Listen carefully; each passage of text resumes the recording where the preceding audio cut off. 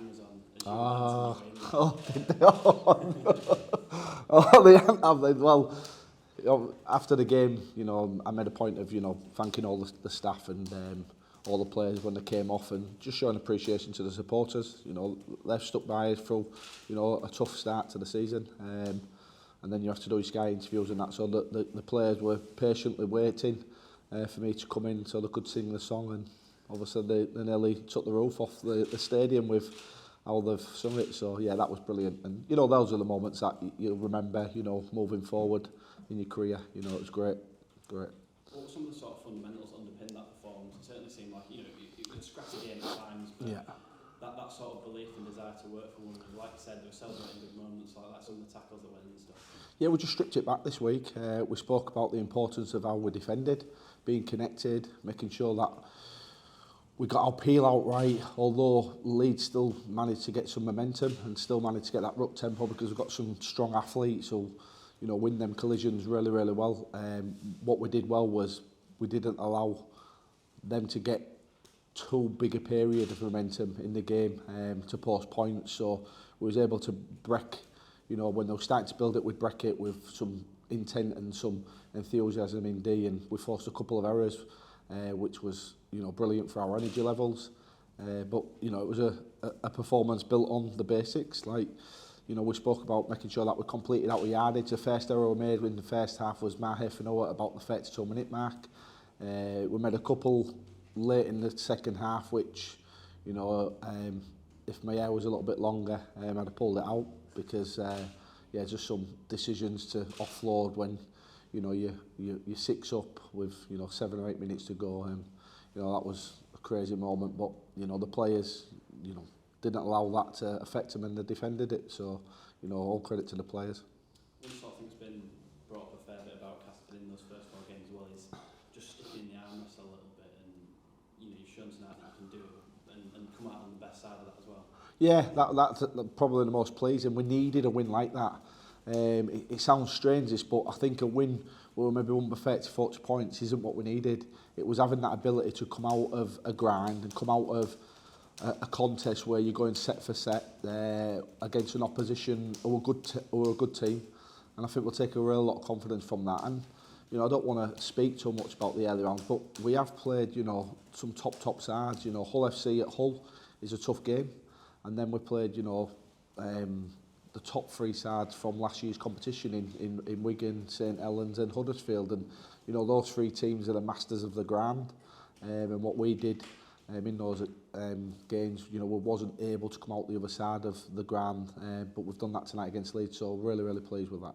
And ultimately, just found for me, it was a team performance, but just talk about the influence of Paul McShane back in that side, even from a point of view of sort of game management towards the end there. I think it was the first of 3 sort of just kicked into touch late on just to sort of, grind the clock out a little bit. What was his impact tonight? How much did he even affect on that game? Yeah, he's got a big influence on the way that we go about our business in the week. He's a big influence in the changing rooms. The players all respect him. That's why he's our captain. He came up with some, telling plays for us tonight. He'll be dirty on 1 or 2 of the decisions that he made. He probably made the wrong decision to kick after, he made the break on play 2. But, the thing with Paul is he does self-reflect and he's a harsh critic of himself. So, he'll know that there's still things that he needs to improve. But he spoke passionately about making sure that he played well and led the team well and controlled the game out of 9. And we need that.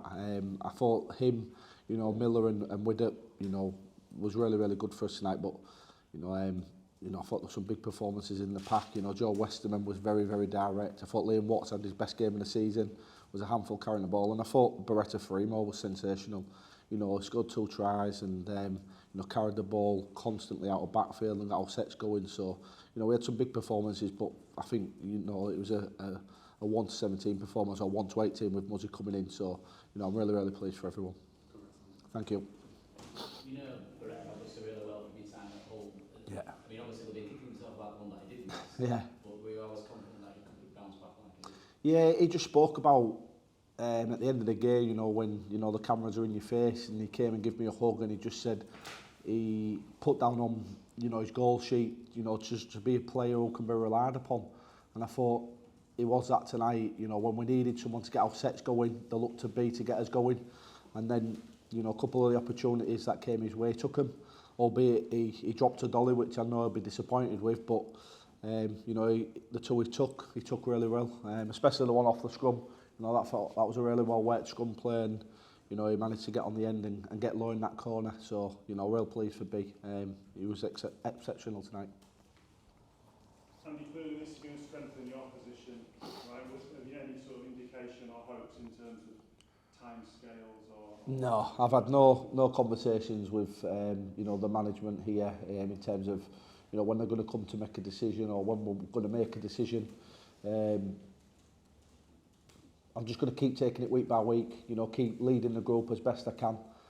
Performances like that will certainly help, you know, my CV and, you know, my application for the job. Hopefully I'm doing enough to convince, you know, the decision makers here that, you know, I can lead this club moving forward. I've made no secret of the fact that I want to be that person that leads the club. And I think performances like tonight, you know, all the strength in my position. So I've just got to keep doing what I've been doing. You must sense that all the players, I mean, it looks obvious that the players are really behind you as well, sort of buying into what you do. I think that's winning. You know, I think when you're winning, and the fact that we won tonight, you know, that was really pleased for me. It was a collective effort. You know, like I say, you know, the squad was all in, you know, the staff was all in, and we all sang the song because it was very much a team effort. You know, everyone behind the scenes was desperate to get that win. I'm just really pleased for, you know, everyone associated with the club that we've been able to get that win, and, you know, hopefully we can get a couple more moving forward. What was wrong with George Lawler? He picked up a bit of a sternum injury at the back end of the game against Huddersfield. Really sore on Monday.